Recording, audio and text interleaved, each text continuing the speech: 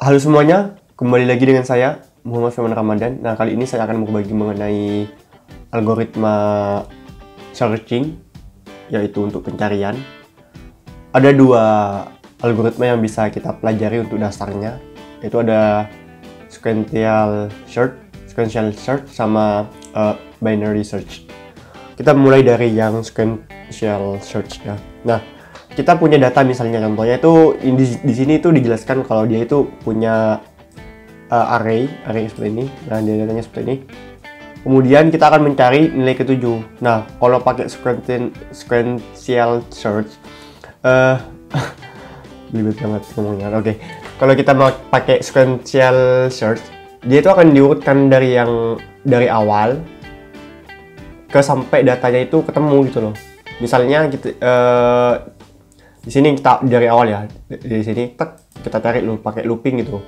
Kemudian kalau datanya udah ketemu kayak gini, habis ini kan ke sini, habis ke indeks ke 0, indeks ke 1, ke 2, ke 3. Nah, ke 4 berhenti dia. Soalnya datanya udah ketemu kan. Nah, ya udah kalau buka gitu berarti kita selesai gitu loh pencariannya. Sebenarnya kalau pakai sequential search ini datanya tuh bisa diurutkan teman-teman, tapi juga bisa datanya itu tidak diurutkan, bisa urut bisa tidak gitu loh kalau datanya, kalau sequential search ini. Nah, selain dari depan pencariannya itu dari depan, nah kita juga bisa dari belakang gitu loh, kan looping itu bisa mundur bisa maju ya, bisa ini kan maju, bisa mundur juga, bisa dari belakang ke depan, itu juga bisa sebenarnya. Nah, kemudian untuk yang binary search itu dia itu akan datanya itu misalnya ya, kita pertama itu harus diurutkan, harus sudah tersorting ya. Di sini sudah tersortir dia dari yang terkecil sampai yang ke gede. Kemudian dia akan misalnya ya, kita akan mencari 8 ini. Kemudian pertama kali dia itu akan membagi si datanya itu menjadi 2 sesuai dengan namanya binary itu kan angka binary ada 2 ya. Nah, di sini dia akan dibagi dua juga gitu loh, kanan dan kiri, sama seperti di quick sort atau merge sort. Konsepnya tuh hampir seperti itu. Nah, cuma di sini dia hanya terbatas bisa dibagi 2 yang binary ini. Kalau quick dan merge kan itu bisa dipecah sesuai dengan kehendak kita. Nah, ini enggak, yang binary search ini dipecah cuma menjadi 2 gitu loh. Nah, pertama dia akan memilih tengahnya, middle-nya itu mana? Middle-nya itu misalnya di sini kan 6 middle-nya. Nah, apakah data yang dicari itu lebih dari sama dengan ini? Pertama itu sama dengan yang data middle? Enggak kan? Terus apakah data yang dicari ini kurang dari middle? Enggak. Terus apakah data yang dicari ini lebih dari middle? Ya. Nah, kalau lebih dari middle, kita pakai yang ini. Kita pakai yang 7, 8, 9 sekarang. Soalnya kan lebih dari middle gitu loh. Nah, dari indeks ke ini, dari indeks berapa ini? 0, 1, 2, 3, 4 sampai 6 itu pilih lagi middle-nya mana. Middle-nya itu kan 8. Nah, cek lagi apakah yang dicari itu sama dengan ini middle-nya. Iya sama, udah selesai.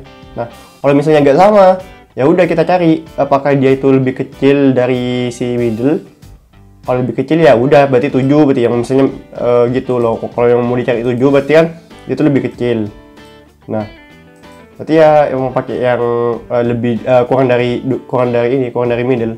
Nah, kalau misalnya kita mau mencari 9, apakah data yang dicari itu lebih dari middle yang ini? Ya, makanya udah 9 selesai. Kalau misalnya yang sini, yang satunya itu yang di sini juga sama, konsepnya sama. Intinya itu kita pecah jadi 2, kita bandingkan dengan si middle-nya. Kemudian kita kalau misalnya middle-nya itu gak memenuhi, kita cek salah satu ruasnya ini, apakah dia itu lebih dari ataukah kurang dari si middle gitu teman-teman. Nah, di sini saya punya algoritma untuk pertama itu yang sequential. Oke. masukkan essential.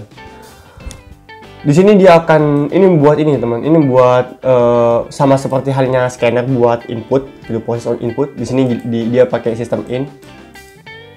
Cuma ini proses lebih apa ya, lebih ribet gitulah, bisa dibilang ribet seperti itu. Intinya itu ini merupakan proses input. Kemudian kita akan memasukkan datanya seperti ini.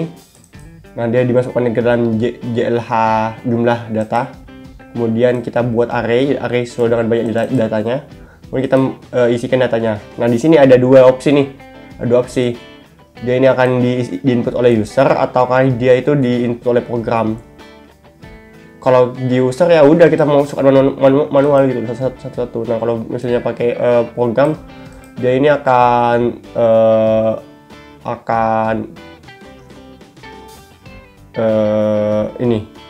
di random dia. Pakai class random nih, class random. Kemudian teman-teman mungkin ini akan bertanya di sini nih. Di sini throws IO exception. Throws IO exception ini, teman-teman kalau nggak pakai ini, kalau misalnya ini error, nggak ada sistem in-nya gitu, dia akan nggak bisa di run ininya, bisa di run itunya, programnya gitu loh. Kemudian random ini akan kita gunakan ya, kembali ke sini lagi. Random ini akan kita gunakan untuk mencari nilai integer random. Di sini ada next int, berarti itu dia itu akan mengenerate ini teman-teman, mengenerate boundnya, batasnya gitu loh. Nih dijelaskan ya, if bound not positive, dia harus positif anunya, argumennya, boundnya itu harus positif. Nah, kalau negatif nggak bisa. Nah, gitu. Kemudian kalau nggak pilih satu, ya pilih dua di sini nih. Pengisian datanya tuh kalau nggak di input user, input manual, ya berarti dia itu akan diinputkan oleh si program dengan cara looping seperti ini. Kemudian dia akan diinputkan salah satu tuh dengan random gitu, pilih random. Kalau enggak ya udah error dia. Nah, kemudian setelah kita intinya dapatkan datanya, kita akan input data yang dicari. Di sini akan kita input. Tadi kan di sini jelaskan ya. Nah, setelah ini udah ketemu datanya yang mau dicari, nah baru ini dimasukkan berapa yang mau dicari gitu loh. Kemudian kita cari dia, karena kita akan sekali lagi ini datanya itu array-nya itu integer, jadi di sini yang mau dicari juga integer juga. Nah, kita akan membuat ini variable temu ini. Pertama itu false, gak ketemu gitu loh. Urutannya dari 0 sampai ke jumlah data. Kita cari satu-satu nih. Ketika datanya ketemu, ya udah datanya ketemu. Urutannya itu berarti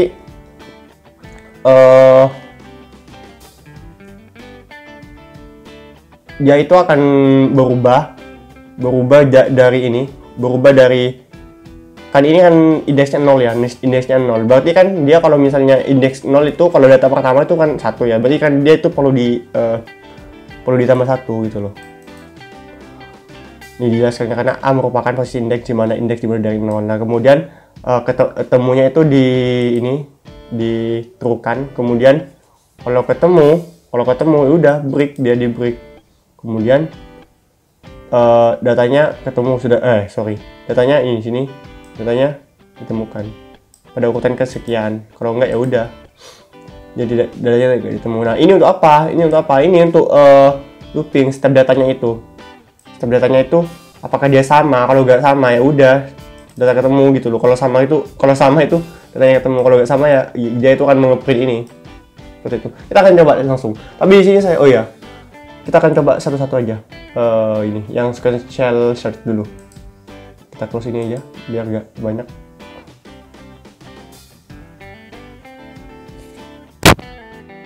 Oke.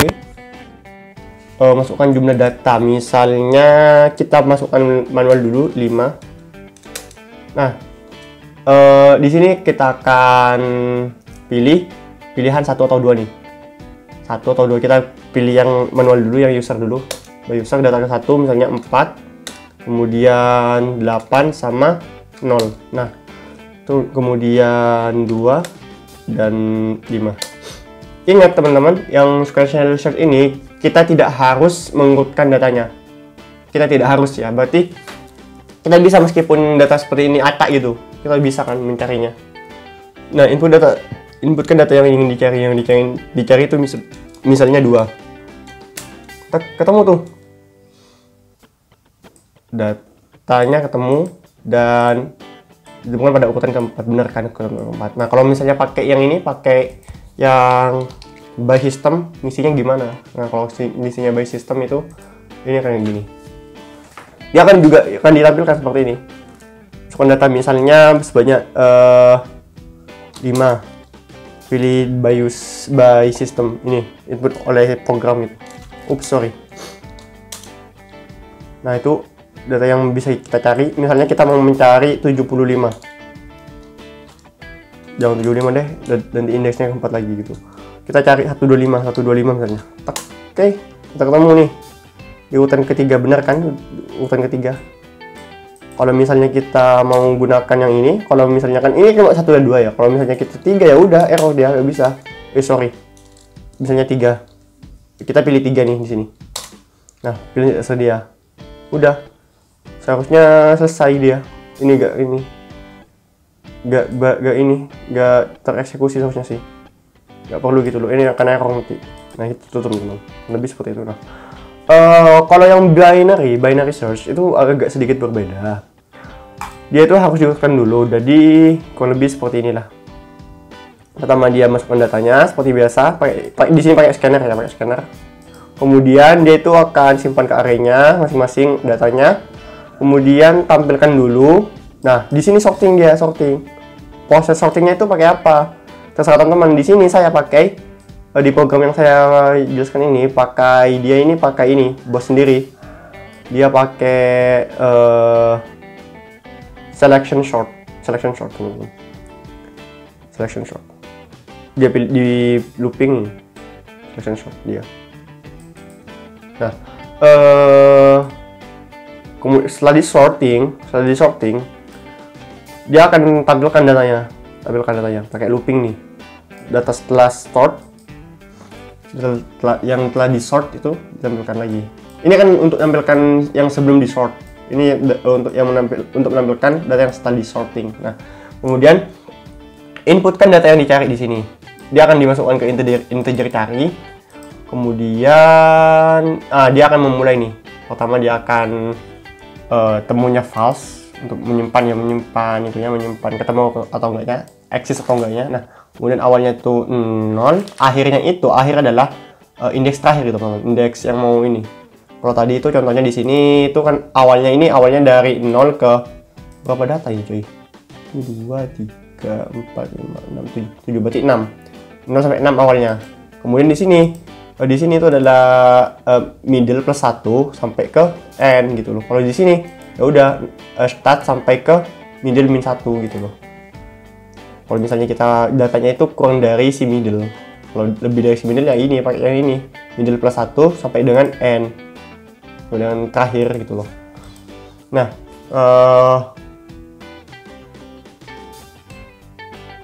ini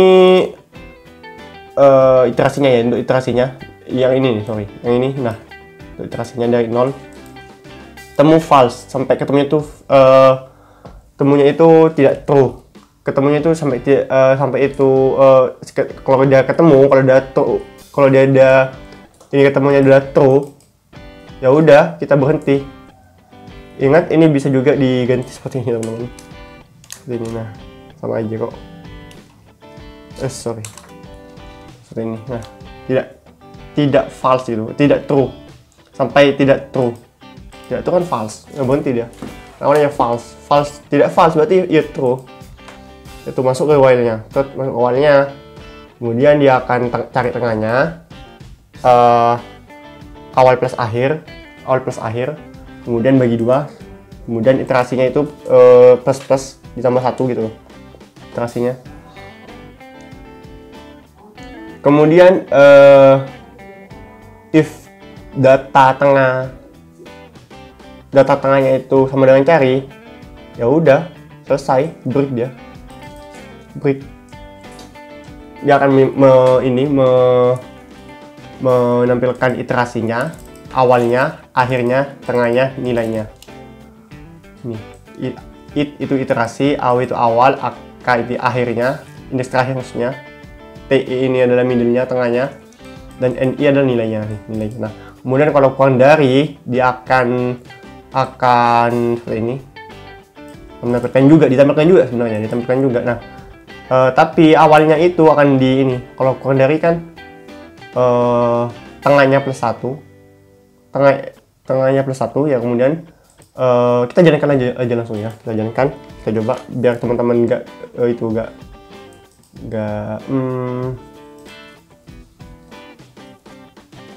ngawang gitu loh. Misalnya ada 5 data, kemudian masukkan data ke 1, 3, 2, 6, 5. Nah, seperti ini. Dia akan, datanya itu awalnya seperti ini, dia akan diurutkan menjadi seperti ini. Nah, data yang dicari, misalnya saya mau mencari 5. Nah, 5 ya, 5 nih. Nah, 5 kan ada di sini ya, ada di sini. Jadi dia tuh pakai yang ini. Kayak ini. Awalnya itu adalah 0, 1, 2, 3, 3. Akhirnya adalah 4. Tengahnya adalah 3. Ini kan kalau dibagi 2, 4 tambah 3, 7 kan. 7 bagi 2 itu kan 6. 7 bagi 2, 6. 7 bagi 2 itu 3. Dibuatkan ke bawah gitu loh. Seperti itulah. Intinya itu ini untuk kalau data tengahnya itu kurang dari yang dicari. Ini untuk yang ini. Untuk yang ini. Nah, kita coba nggak apa-apa sih. Ya, ini yang lebih dari ini. Tengah min 1. Tengahnya di min 1.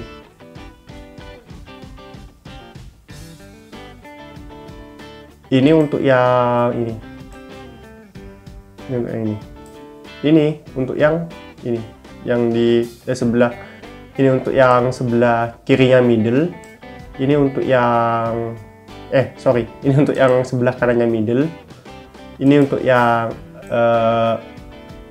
kirinya middle. Artinya kalau teman-teman membalik ini berarti yang dicari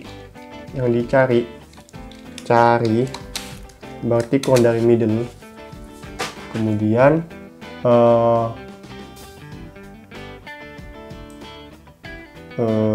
ini lebih dari harusnya. Cari lebih dari si middle. Kemudian ini biar gak bingung ya. Yang dicari itu lebih dari, cari kurang dari si middle. Kurang dari si middle berarti kan sisi kiri, bukan sisi kanan. Ini untuk sisi kanan. Itulah. Kita coba lagi.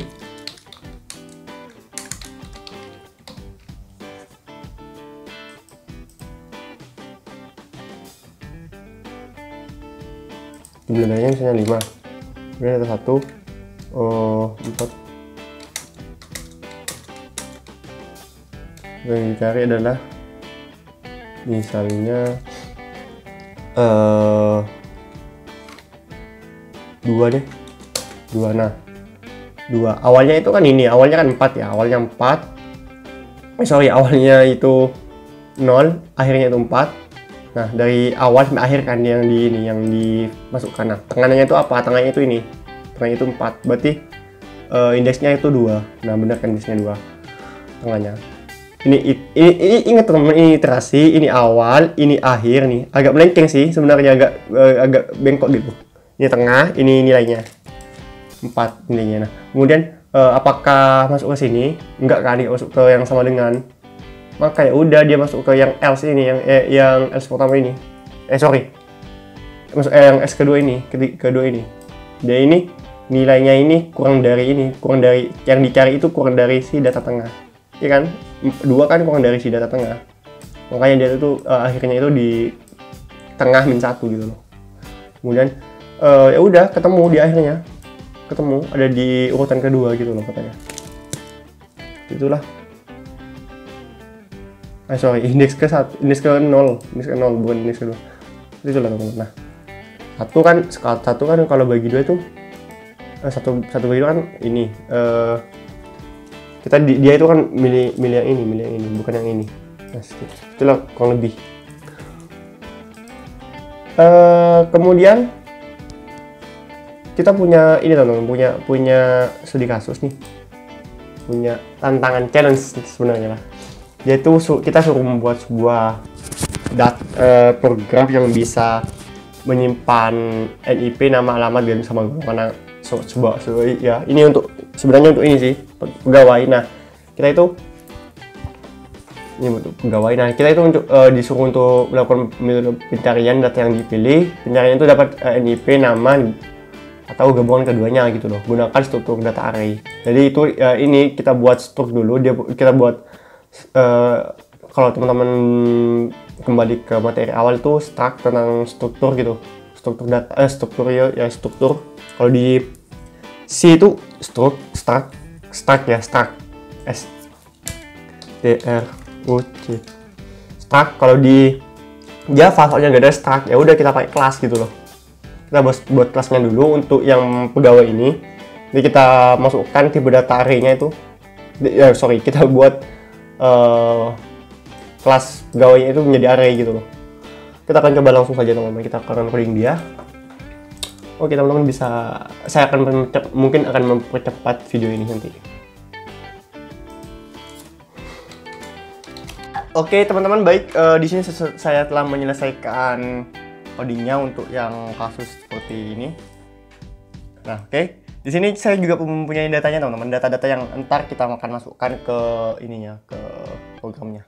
Nah, saya akan menjelaskan. Tadi saya sempat matikan dulu recordingnya soalnya sangat berat, jadi saya matikan dulu. Nah, oke. Pertama di sini yang perlu teman-teman ketahui, di sini saya mempunyai package itu bernama challenge ya. Tes ini sebenarnya buat unit test teman-teman. Buat unit test dari ininya, dari pegawai dan pegawainya. Ini coba buat saya testing aja gitu loh, buat testing dari tiap metode yang ada di sini maupun metode yang ada di sini. Buat itu aja sih. Nanti real aplikasinya tuh ada di sini, ada di pegawai app ini. Itu aja sih.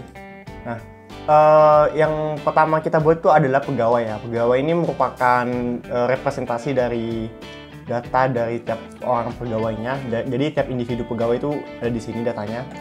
Dia ini mempunyai NIP, nama, alamat, sama golongan. Nah, dia konstruktornya dibuat kayak gini. Jadi tiap atribut yang ada di sini, atribut yang ada di atau apa ya istilahnya, variabel yang ada di kelas ini, biar gak ribet tuh variabel aja ya teman-teman. Variabel yang ada di kelas pegawai ini intinya tuh akan diisikan lewat konstruktor ini. Nah, kita ini dulu sidebarnya. Dia akan mengisikan NIP, nama, alamat, sama golongan, kemudian dimasukkan ke masing-masing ini. Kemudian cuma ada ini teman-teman, cuma ada compare to sama toString. Compare to-nya sendiri itu merupakan implementasi dari comparable. Mungkin di video sebelumnya teman-teman sudah tidak asing lagi dengan comparable. Seperti yang ini teman-teman, dia hanya memiliki satu metode, yaitu compare to. Itu. Kemudian di sini teman-teman, dia itu compare-nya itu cara kerjanya itu dengan mengompare si toString-nya. toString, compare toString, di toString artinya objek si pegawainya, toString-nya di compare dengan pegawai ini casting ya, ini merupakan casting operator dari objek yang awalnya objek di casting menjadi pegawai, kemudian di hasilnya diambil string-nya gitu loh. Ini sebenarnya gini sih, hasilnya gini, hasilnya string misalnya another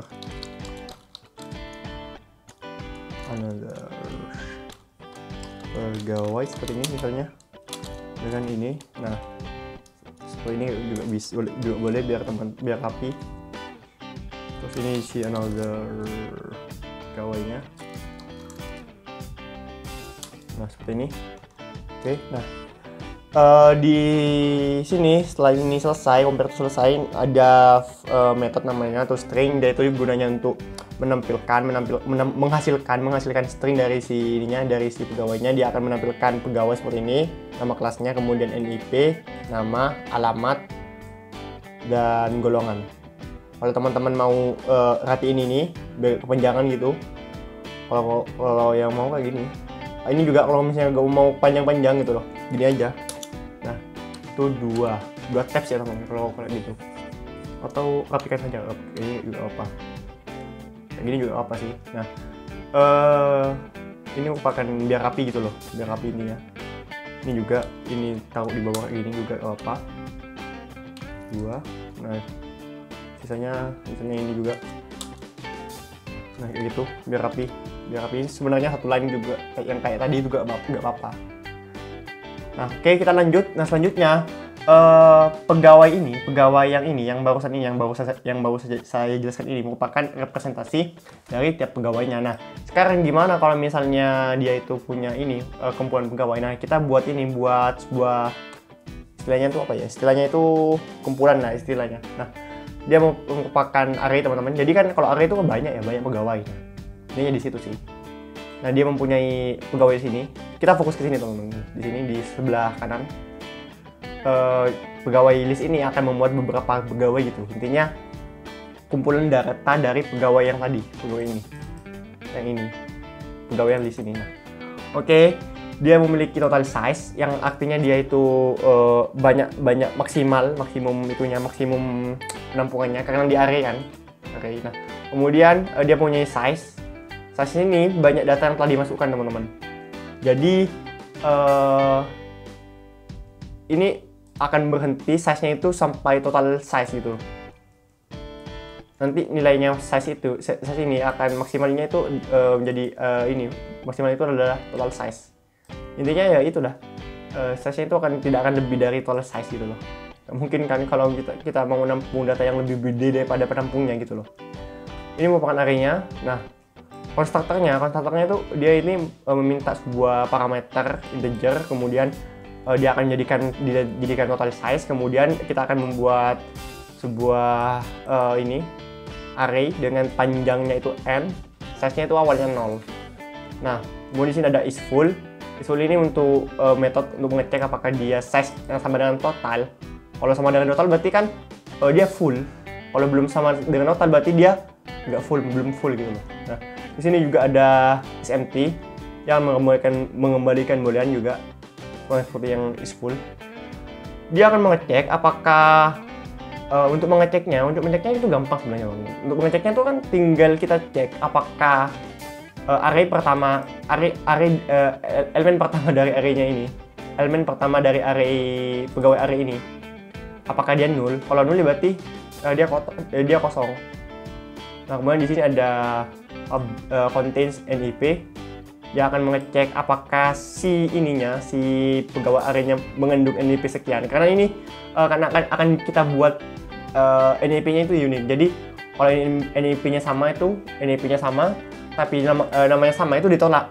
Misalnya NIP-nya 1 ya. Namanya tuh A. Dan kita mau memasukkan lagi NIP-nya 1 juga tapi namanya B. Nah, itu nanti ditolak sama sistemnya, sama cluster yang kita bawa ini. Nah, dia cukup sederhana. Pertama dia cek apakah dia empty.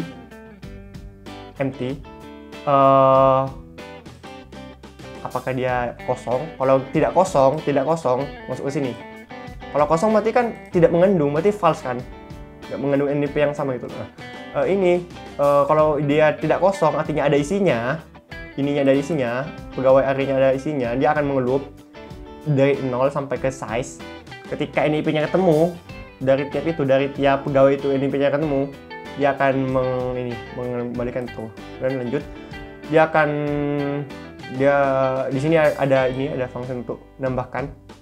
Dia akan mengembalikan boolean juga. Nah, pengecekannya pertama yang harus dicek itu apakah dia full atau mengandung NIP. Jika tidak masuk ke sini, masuk ke for-nya. Ini cara bacanya. jika tidak full atau tidak mengandung NIP.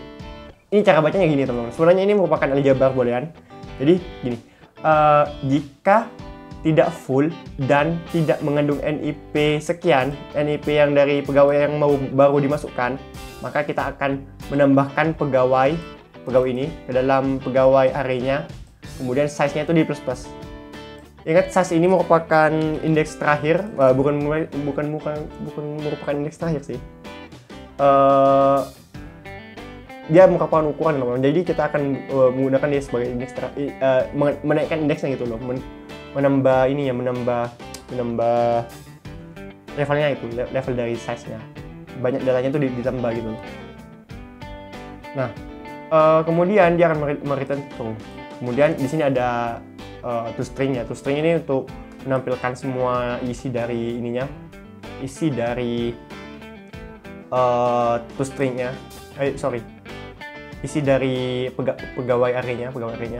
Jangan dibuat string builder ini. String builder ini biar nggak terlalu banyak makan memori. Kalau pakai string biasa itu banyak makan memori teman-teman. Nah, kalau pakai string builder itu lumayan sedikit lah. Jadi akan dimasukkan ke suatu tekniknya itu sangat rumit lah intinya. Dia itu nggak terlalu banyak makan memori lah kalau dibandingkan dengan string biasa. Nah, kemudian dia itu akan setiap elemen dari array-nya itu akan setiap array dari ini nanti akan dimasukkan ke string builder ini. Kemudian dia akan di-convert menjadi toString, kemudian dia akan di-returnkan karena di sini adalah tipe datanya itu string. Kemudian dia akan di sini ada function untuk mengurutkan. Mengurutkan itu kita pakai merge sort. Dia memanggil merge sort yang tipenya itu sebenarnya ini adalah private seperti ini. Private. Nah, dia membutuhkan suatu ini teman-teman, ini sama seperti di merge sort di penjelasan sebelumnya, di video sebelumnya. Teman-teman bisa menonton di web saya ini, di channel saya ini. Intinya sama, dia akan mengurutkan lewat sini, lewat rekursif. Kemudian dia akan di merge seperti ini. Nah, kemudian di sini juga ada pencariannya itu kita pakai sequential sort. Dia diurut satu-satu gitu loh, dari indeks terkecil ke yang paling gede. Dia akan mencari apakah NIP-nya ketemu, apakah NIP-nya itu yang dikasih parameternya itu ketahuan ada gitu. Kalau ada ya udah return gitu. Kalau nggak ada dia itu akan diberikan null. Sama juga ini untuk NIP juga kita bisa menggunakan search dengan nama gitu loh. Search dengan nama ini dia ini sama overload sebenarnya, function overload, method overload gitu loh, overloading. Dia sama namanya, tapi kalau misalnya kita memasukkan string dengan setiap ada string, dia akan mengembalikan yang dengan nama sekian gitu, dengan nama X gitu loh, sesuai dengan yang dimasukkan. Nah di sini yang function kedua itu membandingkan dengan NIP dan nama. Jadi dia kalau NIP dan namanya itu sudah eksis, sudah keluar, harus dua-duanya tuh harus benar ya. Ini sama seperti yang tadi teman-teman, ini sama seperti yang tadi, bisa dijadiin satu line seperti ini. Seperti ini nggak apa-apa juga. Saya sukanya kayak gini sih sekarang. Lagi belajar Java Convention. Gini. Nah, oke, dia kalau NIP-nya ketemu sama gitu loh, nggak sama dan namanya sama, dia akan mengembalikan pegawainya. Nah, di app-nya kita akan buka ini di sini ya, di sebelah kiri yang pegawai list biar buat contekan gitu. Nah, di app-nya, ini app-nya teman-teman. Ini main function-nya ada di sini. Ini merupakan main kelasnya pegawai app. Nah, pertama kita akan membuat scanner ya. Scanner buat ngambil inputan dari user, kemudian dia akan loop again. Ini buat ini nanti buat kita muter-muter apakah mau mencari lagi data-datanya. Nah, logikanya ini cuma masukin data sekali, kemudian kita akan bisa bisa mengulang-ulang untuk pencariannya. Gitu logikanya sih. Pertama dia akan memasukkan datanya, kemudian dia akan memasukkan masing-masing tab data. Ini buat banyak datanya. Ini buat masing-masing datanya itu mau dimasukkan kan. Masing-masing dimasukkan, kemudian Sederhana sih, ini cuma buat ini anggaplah labelnya, kemudian ini data yang ingin dimasukkan. Integer parse ini dia merupakan kan ini next line string kan, tipe data kembaliannya kitanya tuh string. Nah jadi itu untuk dijadikan integer dia pakai integer parse ini. Nah itu buat dari string ke integer di convert gitu loh. Kemudian ini golongan dia itu diambil next line kan, diambil satu baris, kemudian dia dikecilkan dulu, kemudian diambil char add nolnya, char ke kosongnya, ke elemen pertamanya gitu loh. Kemudian dia akan dimasukkan ke dalam pegawai list ini seperti yang ini nih, akan dimasukkan ke sini. Ingat dia membutuhkan suatu metode suatu parameter pegawai, jadi dia merupakan objeknya pegawai teman-teman. Nah di sini kita buat objeknya new pegawai dengan NIP, nama, alamat, golongan yang didapatkan dari yang tadi ini, yang di scan itu didapatin gitu. Nah kemudian loop ini untuk mengecek apakah kita mau mengulang lagi pencariannya. Nah itu intinya itu menunya itu ini. Kemudian dia pakai switch case biasa. Dia ini kan ya pertama itu kan pilihkan, kemudian user itu memasukkan pilihannya, kemudian kita buat variabel di sini untuk nampung NIP dan namanya. NIP dan namanya ini akan dimasukkan ini teman-teman, akan intinya akan nanti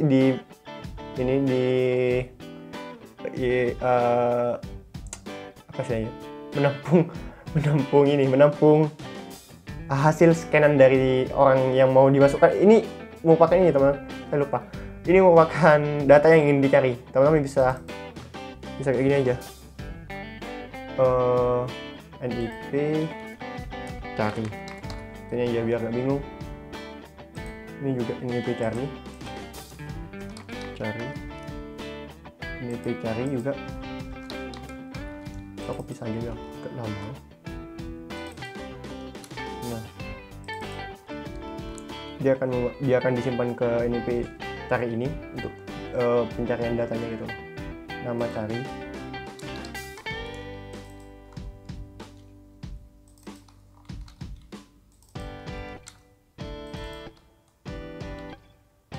seperti ini. Nah,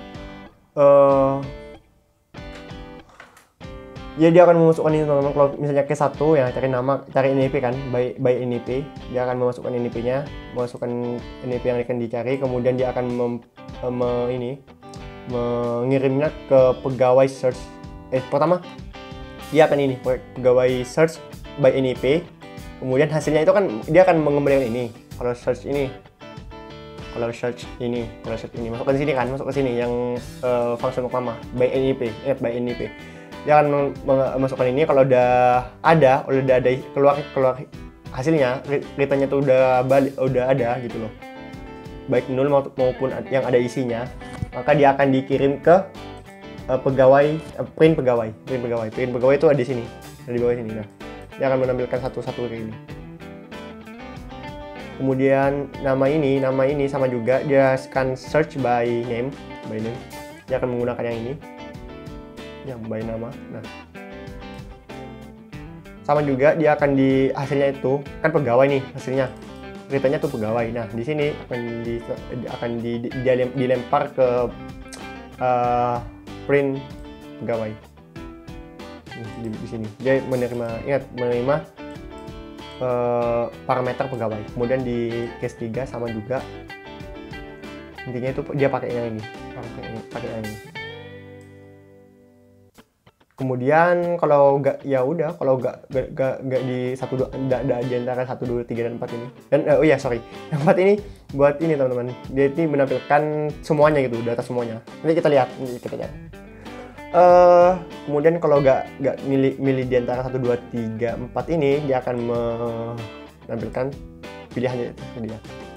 Di print pegawai sendiri caranya itu gini. Tekniknya tuh gini. Pertama itu pegawai dicek dulu apakah dia null. Soalnya kan bisa aja null yang dicari kan. Kalau yang null ya masuk ke else, data dia ditemukan. Kalau nggak null ya udah kita tampilkan satu-satu gitu sih. Nah kembali lagi ke ininya, ke main functionnya.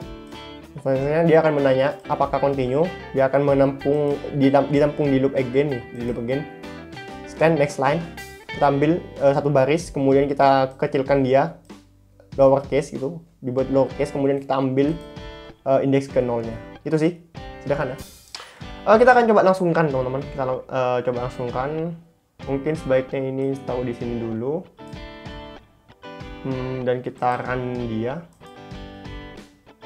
Oke, kita tunggu.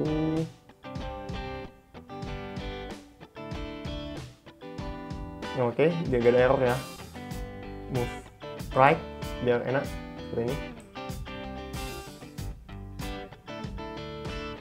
Nah, seperti ini. Oke dulu, kemudian clear, kemudian baru kita akan lagi.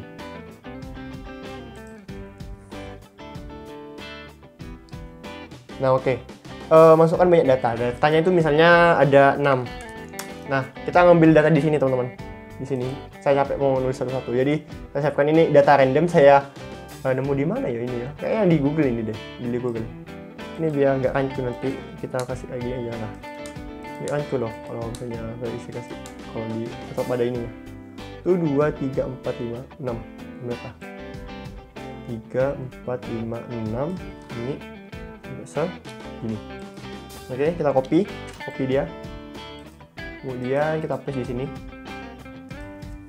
Nah, oke, selesai. Data ke berapa data ya tadi? Oke, semuanya masuk ya. Semuanya masuk. Ini 6 kan yang di copy. 1, 2, 3, 4, 5, 6, benar 6. Nah, misalnya kita mau 4 dulu. 4, tampilkan data semua datanya. Tuh, semuanya tampil.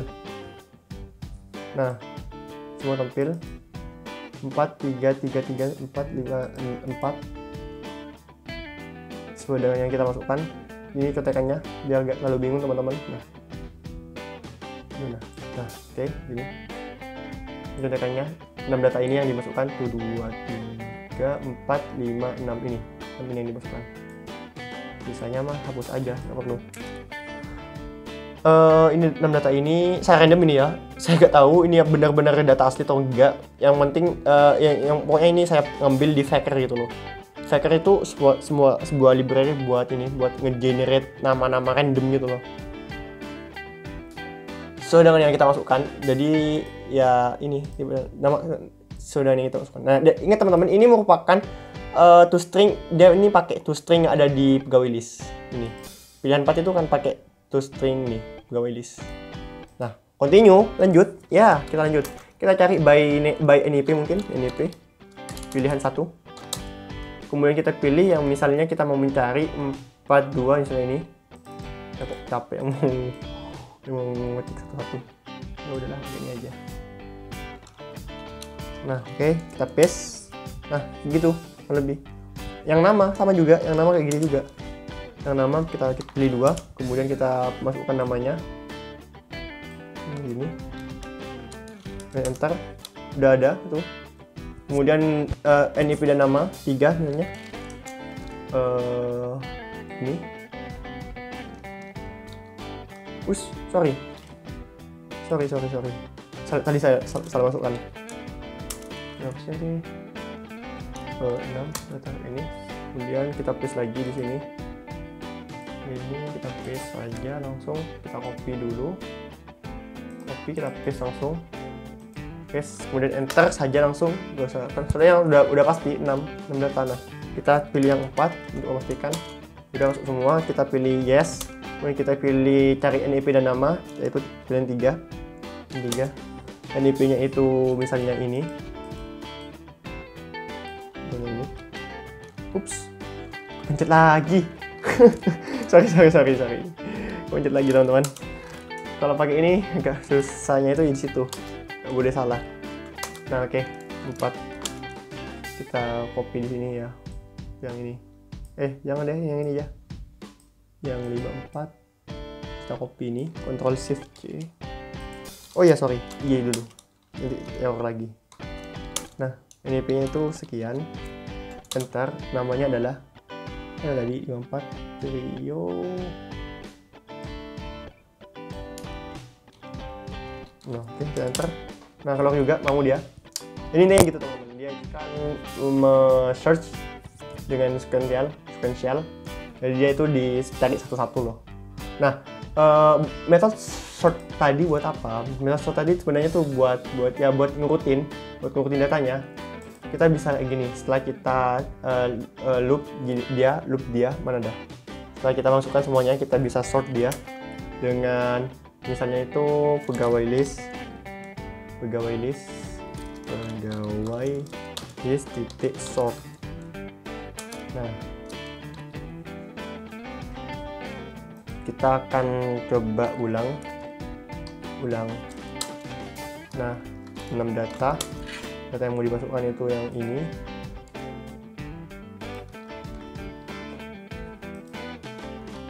Nah, ntar kemudian lihat 4. Nah gitu, dia akan diurutkan.